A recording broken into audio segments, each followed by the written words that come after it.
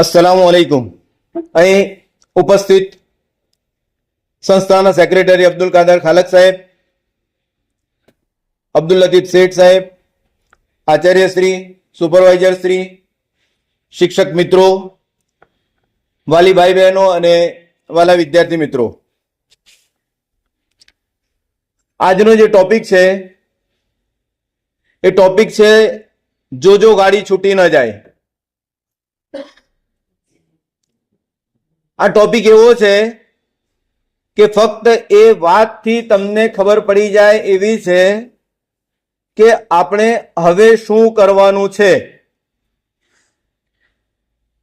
આયોજનના અનુસંધાનમાં તમારે શું કરવાનું છે, અમારા તરફથી જે આયોજન થાય છે એમાં તમારે સહકાર કેવી રીતે આપવાનો છે, અને આપણું જે પરિણામ છે એ 60 થી વધારે એટલે 70-75% પરિણામ આવે એ માટે પ્રયત્ન કરવાનો છે। વાલી ભાઈ બહેનોને એ ખબર હોવી જોઈએ કે બોર્ડની જે પરીક્ષા છે એ 80 માર્ક્સની હશે। 20 માર્ક્સ અહીંથી આપવાના છે। એ 20 માર્ક્સ માટે પહેલી કસોટી જે થઈ એમાંથી બીજી કસોટી જે 20 જાન્યુઆરીએ થવાની છે એમાંથી મળશે, અને એ ઉપરાંત એમની જે વર્તણૂક છે, એમનું જે કામગીરી છે એના ઉપરથી 20 માંથી માર્ક્સ મળશે। એટલે 80 માર્ક્સ સરકાર આપશે અને 20 માર્ક્સ શાળાકીય લેવલ પર તમને મળશે। આ એક બેઝિક એવી વસ્તુ છે જે તમને ખબર હોવી જોઈએ। અવારનવાર વર્ગ શિક્ષકો તમને જાણ કરી રહ્યા છે, આ પ્રકારની મીટિંગ્સ કરીને અમે તમને જાણ કરી છે। પહેલી કસોટીનું પરિણામ આવ્યા પછી પણ પાસ થયેલા વિદ્યાર્થીઓને, નાપાસ થયેલા વિદ્યાર્થીઓને પણ વાલીઓ સાથે અમે બોલાવ્યા છીએ। હવે આપણી પાસે ફક્ત ગણતરીના દિવસો બાકી છે એમ સમજી લો। આ સંજોગોમાં ફરી પાછા તમને આમંત્રિત એટલા માટે કરવામાં આવ્યા છે કે મારા મનમાં એક વિષય આવ્યો હતો કે જો ગાડી છૂટી ન જાય। તમને એમ લાગે કે શું વસ્તુઓ છે, તેમાં 3 બાબતો છે। નંબર 1 માં આવે છે વિશ્વાસ, આત્મવિશ્વાસ, સેલ્ફ કોન્ફિડન્સ, કે ભાઈ યસ હું આ કામ કરી દઈશ। સમય ઘણો પસાર થઈ ગયો છે, થોડોક જ સમય હવે બાકી છે। બીજી બાબત આવે છે વ્યવસ્થાપન, મેનેજમેન્ટ। એ મેનેજમેન્ટ આયોજનના અનુસંધાનમાં છે। શાળાકીય લેવલે, શાળાકીય સ્તરે જે પણ આયોજન થાય છે એ આયોજન અવારનવાર તમારા સુધી પહોંચે છે। અને નંબર 3 છે વિજય। 3 બાબતો થઈ। કઈ બાબતો થઈ? નંબર 1 પર વિશ્વાસ, નંબર 1 પર કયું થયું? Yes I can do this. તમારા પપ્પાને, તમારા મમ્મીને તમે કહો કે સાહેબ આજે અમે આ કામ કરી દઈશું, યસ। અને આ વિશ્વાસની વાત છે, વ્યવસ્થાપનની વાત છે, અને વિશ્વાસ સાથે તમે વ્યવસ્થાપન પણ કરો, મેનેજમેન્ટ કરો, સમયનું આયોજન કરો, તો ઇન્શાઅલ્લાહ વિજય તમારા હાથમાં રહેશે।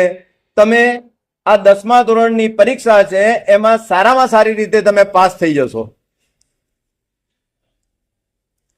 હવે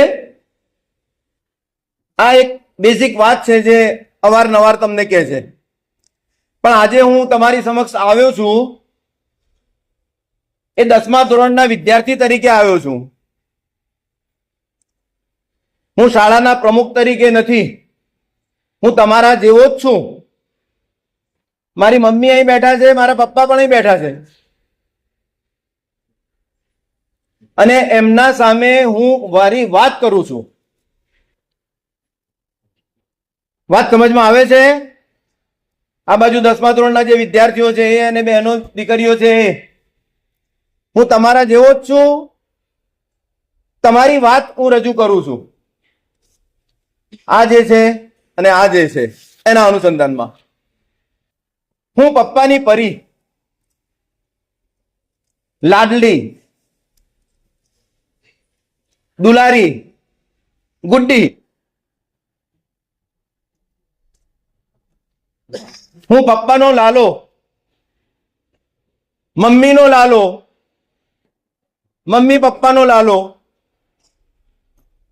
રિંકુ, ગુડ્ડુ, લાડલો દીકરો. છો કે નહીં? છો ને તમે? આંગળી પકડીને આંગણવાડીમાં મૂકી ગયેલા મમ્મી મને યાદ છે. જે કનેક્ટ ન થઈ શકતો હોય તો જરા વાત સાંભળે. આંગળી પકડીને મમ્મી મને આંગણવાડીમાં મૂકી ગયેલા, પપ્પા પણ ત્યાં અવારનવાર આવતા. ક ખ ગ ગ એ બી સી ડી અને 1 2 3 4 હું ત્યાં ભણતો.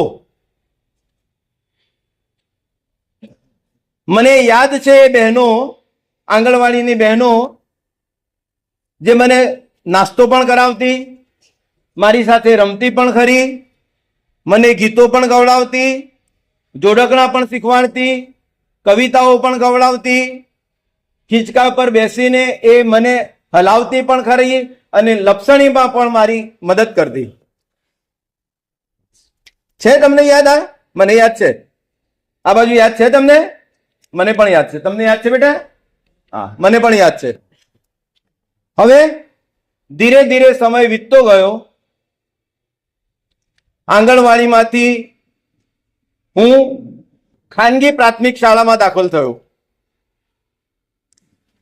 પ્રવેશ ફી ક્યાંથી લાવ્યા મને ખબર નથી.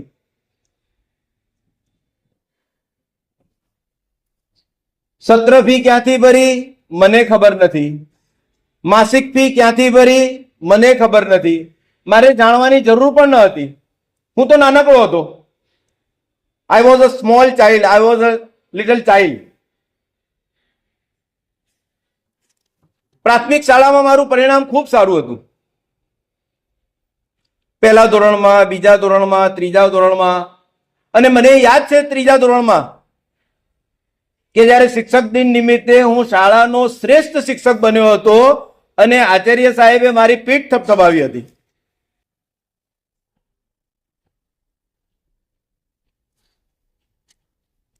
એક પછી એક ધોરણ હું આગળ વધતો ગયો. આઈ મીન વધતી ગઈ. જો હું છોકરી હોત તો વધતી ગઈ કહેતો, પણ હું છોકરો છું એટલે ભાઈ એક પછી એક હું આગળ વધતો ગયો. પરિણામ ખૂબ સરસ, ફૂલ ગુલાબી. મમ્મી મારું ધ્યાન રાખતી, મને ભણાવતી પણ ખરી. 5મા ધોરણથી મને ભણવામાં તકલીફ પડી. વિષયો સમજવામાં મને થોડી તકલીફ પડતી હતી. મમ્મી પપ્પાનું ધ્યાન થોડુંક ઓછું થયું, કારણ કે એમને પણ ગણિત આવડતું નહોતું, વિજ્ઞાન એમની સમજમાં આવતું નહોતું, એટલે એમનું ધ્યાન 5મા ધોરણ પછી ઓછું થયું. જેમ જેમ હું આગળ વધતો ગયો, વિષયો વધતા ગયા, અઘરા થતા ગયા. મારા ઘરની પરિસ્થિતિ પણ મધ્યમ હતી, મિડલ ક્લાસ. અમે 3 ભાઈ બહેનો અને દાદા દાદી. પપ્પા મમ્મીની હાલત એવી હતી જાણે સૂળી વચ્ચે સોપારી. સાત સાંધે ત્યાં 17 તૂટે એ પ્રકારની મારા ઘરની પરિસ્થિતિ હતી.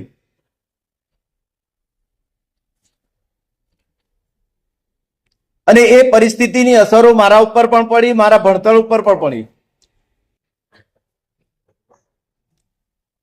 મારા પરિણામમાં કચાશ આવવા લાગી. જે 1 થી 5માં હતો હવે છેલ્લા 5માં આવવા લાગ્યો.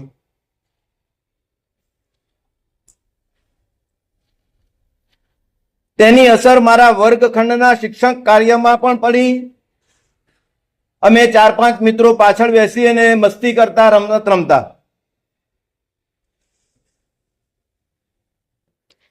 સાહેબ ક્યારેક ચિઠ્ઠી આપીને મમ્મી પપ્પાને બોલાવતા, પણ હું જાતે જ સહી કરીને પાછું આપી દેતો.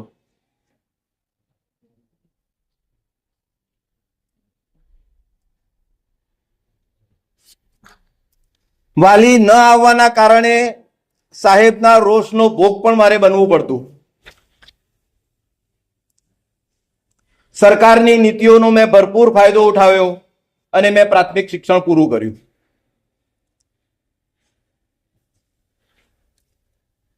માધ્યમિકમાં આવ્યો, 9મા ધોરણમાં આવ્યો, પરીક્ષા પદ્ધતિ આખી બદલાઈ ગઈ, થોડુંક વાતાવરણ પણ ચેન્જ થયું, પુસ્તકો જાડા થતા ગયા અને મારી હાલત પાતળી.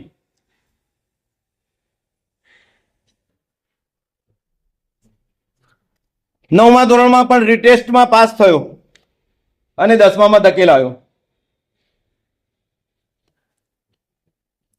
બોર્ડ જાહેર પરીક્ષા.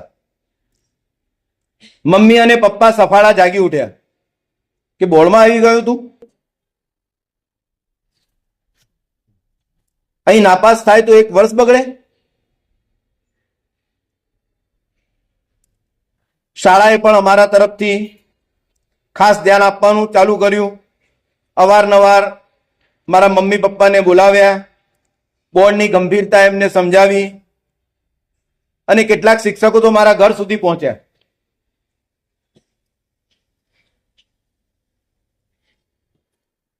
પ્રથમ કસોટીમાં 2 વિષયમાં નાપાસ. મમ્મી પપ્પાનું ટેન્શન વધી ગયું.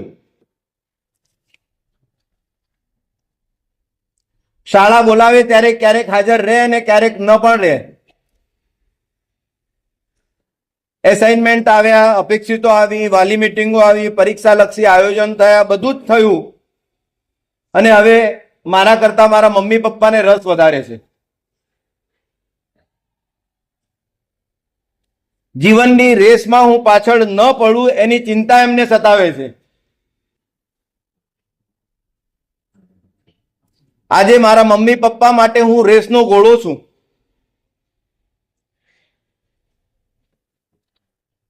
અને તે સેમિનારમાં આજે હાજર છે. તેમણે ગાડી પકડવા માટે મને દોડાવ્યો છે અને મારી પાછળ તે પણ મહેનત કરતા થઈ ગયા છે. મને સહકાર આપવા માંગે છે, મને સહકાર આપે છે. મારી જરૂરતો અગાઉ કરતા વધારે સારી રીતે પૂરી કરી રહ્યા છે. અને જો હું ગાડી ચૂકી જાઉં, જો મારી ગાડી છૂટી જાય તો એમને પણ નીચું જોવાનું થાય એવું છે.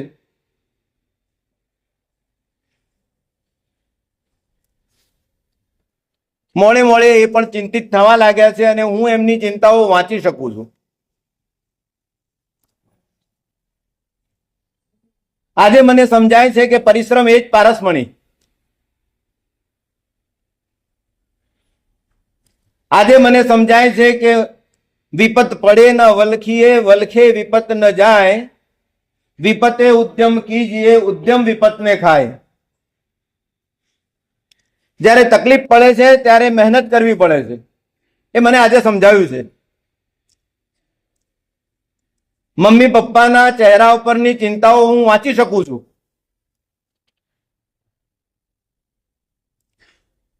આજ દિન સુધી મારું જે કામ હતું એવું હતું કે આજ કરે સો કલ કર, कल करे सो परसों, इतनी जल्दी क्या है जब जीना है बरसों. પણ આજે મને સમજાય છે કે કલ કરે સો આજ કર, આજ કરે સો અબ. હવે મારી પાસે સમય નથી રહ્યો. ગાડી તૈયાર છે, સમય ઓછો છે તો એ સમય મારી પાસે રહ્યો નથી. એ મારા મગજમાં પણ હવે થોડુંક થોડુંક ફિટ થતું જાય છે. આજથી 56 દિવસ બાકી છે, 56 ડેઝ. એનું આયોજન મારી પાસે છે. હું મારા શિક્ષક મિત્રોને સામેલ કરું છું. સાહેબ આ કેવી રીતે કરું, આ ગણિત કેવી રીતે ગણું, આ દાખલો કેવી રીતે ગણું, ગુજરાતીનું આ કેવી રીતે કરું, અંગ્રેજીનું આ કેવી રીતે કરું. હું પ્રયત્ન કરીશ ચોક્કસ. શાળાકીય લેવલે જે પરીક્ષાઓ યોજાય છે એ સીન અનસીન પેપરમાં પણ હું હાજર રહીશ. હું મારા મમ્મી પપ્પાને એ એશ્યોરન્સ આપું છું. તૈયારી કરીને હું હાજર રહીશ. મને વિશ્વાસ છે કે હિંમતે મર્દા તો મદદે ખુદા. મારી સંપૂર્ણ તાકાત લગાવી દઈશ. ગાડી પકડવી છે અને સારી સીટ પ્રાપ્ત કરવી છે. ખાલી પકડવી એટલી નથી, સારી સીટ પ્રાપ્ત કરવી છે. અહીં બેઠેલા મારા મમ્મી પપ્પાને હું ખાતરી આપું છું, અહીં બેઠેલા મારા શિક્ષક મિત્રોને, હું શિક્ષક સાહેબોને હું ખાતરી આપું છું, સાહેબ હું ચોક્કસ મહેનત કરીશ.